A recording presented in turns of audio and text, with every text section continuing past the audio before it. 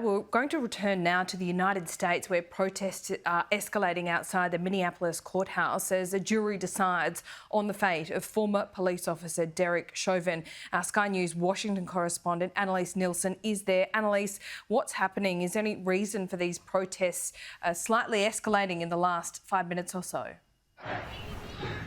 It's just outside the court complex that this protest started and now it's taken off. There's thousands of people marching through the streets.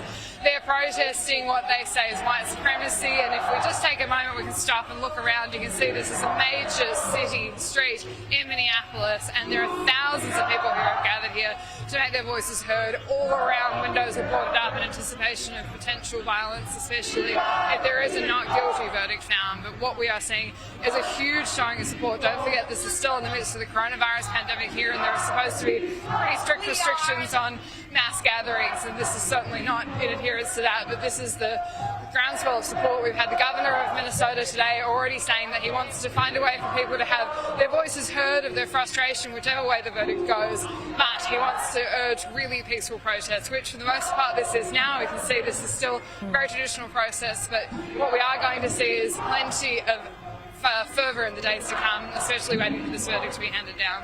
Yeah, peaceful protest indeed. Annalise, thank you. Let's hope it stays that way. We will check in with you soon.